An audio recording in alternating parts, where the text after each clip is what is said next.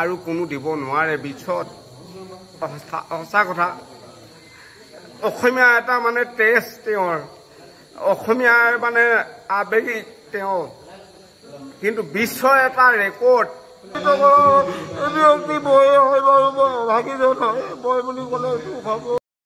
হয় ইতিমধ্যে আপোনালোকে সকলোৱে গম পাইছে আমাৰ প্ৰয়াত জুবিন দা আমাৰ মাজত আৰু নাই গতিকে তেখেতৰ আত্মাৰ সদগতিৰ কাৰণে আমি আমাৰ সমূহ 10খন গাঁৱে তেখেতক শ্ৰদ্ধাঞ্জলি জ্ঞাপন কৰিছোঁ আমাৰ খেজান ঢেকেজান ৰাজহুৱা বিহুতলী প্ৰাংগণত গতিকে আপোনালোকক ভিডিঅ'কে দেখাবলৈ তেখেতৰ স্মৃতিত চেষ্টা কৰিছোঁ সকলোকে শুভ সন্ধিয়া জনাইছোঁ আপোনালোকৰ জ্ঞাত যে আমাৰ অসমৰ হিয়াৰামতো আমাৰ কণ্ঠশিল্পী আমাৰ গানৰ যি পাহাৰ সেই পাহাৰ অতিক্ৰম কৰা জুবিন গাৰ্গ ডাঙৰীয়া কালি আমাৰ মাজৰ পৰা তেওঁ গুচি গৈছে তেওঁ আমাৰ মাজত যিখিনি অৱদান আগবঢ়াই থৈ গৈছে সেই অৱদানখিনি শুৱৰি আৰু তেখেতৰ যি প্ৰতিভা বা কণ্ঠ সেই কণ্ঠক আমি শ্ৰদ্ধা জনাই আৰু এজন অসমীয়া হিচাপে তেওঁক যিখিনি সন্মান দিব লাগে সেই সন্মানখিনি হয়তো আমি খেৰজান ঢেকীয়াজান অঞ্চলবাসীয়ে তেওঁক জীৱিত অৱস্থাত দিব নোৱাৰিলোঁ তথাপিও যোৱাকালি যি আকস্মিকভাৱে তেওঁৰ মৃত্যু হ'ল সেই মৃত্যুৰ শ্ৰদ্ধাঞ্জলি জনাবলৈ আমাৰ 10খন গাঁৱৰ খেৰজান ঢেকীয়াজান অঞ্চলৰ 10খন গাঁৱৰ ৰাইজ আজি উপস্থিত হৈছে মই প্ৰতিজন 10খন গাঁৱৰ ৰাইজক যিসকল আজি উপস্থিত আছে তেওঁলোকক ধন্যবাদ জনাইছোঁ তেওঁলোকে বহুমূলীয়া সময়কণ উলিয়াই আমাৰ শেষৰ শ্ৰদ্ধাঞ্জলি অনুষ্ঠানটিত তেওঁলোক উপস্থিত হৈছে আৰু তেখেতক ধূপ মম আদি জ্বলাই তেওঁক আমি শেষবাৰৰ বাবে শ্ৰদ্ধাঞ্জলি জ্ঞাপন কৰিছোঁ গতিকে আমি সকলো ৰাইজক ধন্যবাদ জনাই আমাৰ জুবিন গাৰ্গ ডাঙৰীয়াৰ যাতে স্মৃতি অমৰ হৈ থাকে তেওঁৰ গানবোৰ যাতে ভৱিষ্যতেও সজীৱ হৈ থাকে তাৰ প্ৰতি আহ্বান জনাই মই সকলোকে শেষত সকলোৱে ধূপ বন্তি জ্বলোৱাৰ পিছত 1 মিনিট সময় তেওঁ আত্মাৰ সদ্গতিৰ বাবে মৌন প্ৰাৰ্থনা কৰিবলৈ অনুৰোধ জনাইছোঁ সকলোৱে মম ধূপ জ্বলাই লওক তাৰপিছত আমি সকলোৱে সন্মিলিতভাৱে 1 মিনিট সময় জুবিন গাৰ্গ ডাঙৰীয়াৰ বাবে আমি মৌন প্ৰাৰ্থনা কৰিম ধন্যবাদ পৰিচালক ডাঙৰীয়া উপস্থিত হৈছে তেওঁকো ধন্যবাদ জ্ঞাপন কৰিছোঁ তেওঁ বহুমূলীয়া সময়কণ উলিয়াই আমাৰ মাজত উপস্থিত হৈছে সকলোলৈ নমস্কাৰ জনাইছোঁ সঁচাকে আজিৰ দিন চবৰ কাৰণে দুখৰ দিন হয় অকল অসমৰে নহয় আমাৰ গোটাই ভাৰত যি আমাৰ দেশ সকলোৱে আজিৰ দিনটো পালন কৰিছে দুখ কৰিছে আৰু এতিয়ালৈকে আমি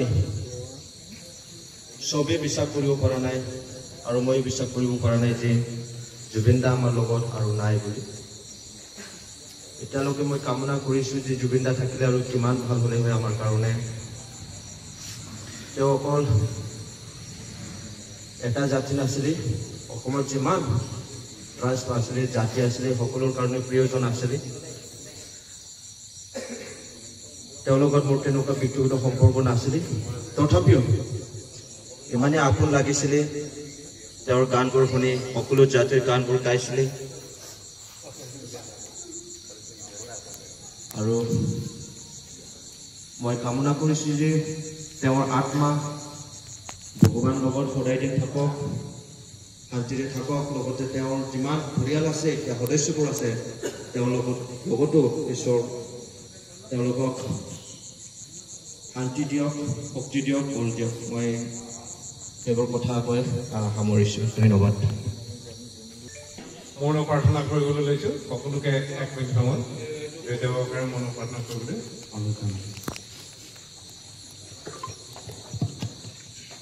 এতিয়া সকলোৱে তেখেতৰ আত্মাৰ সদগতিৰ কাৰণে 1 মিনিট আমি মৌন প্ৰাৰ্থনা কৰিছোঁ ইয়া ষ্টাৰ্ট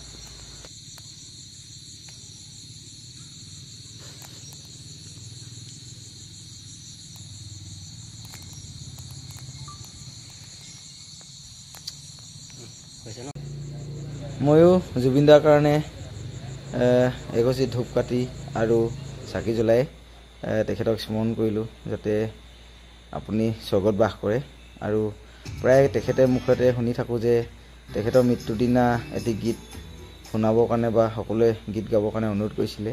গতিকে আমি তাকে চেষ্টা কৰিলোঁ আওৰাবলৈ।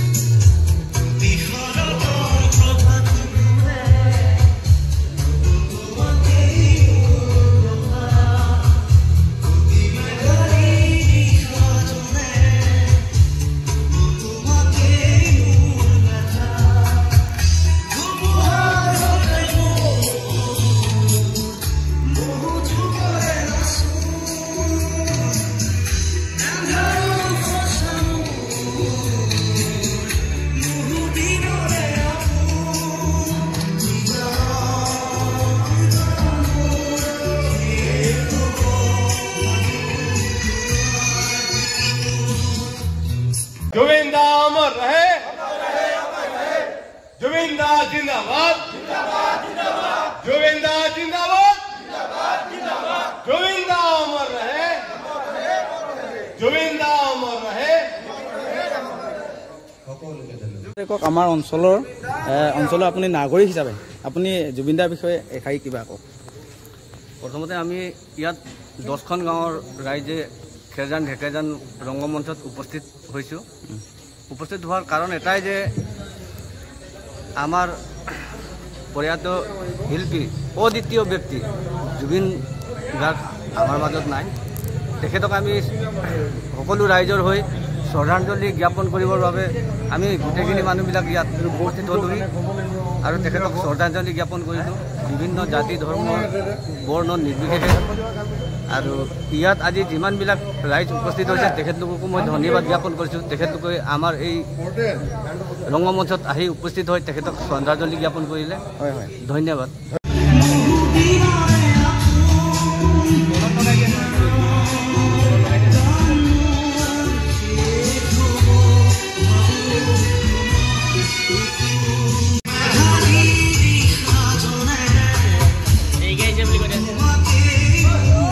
এতিয়া ভাষাৰে বুজাব পৰা নাই, চবেই অসমৰ গোটেই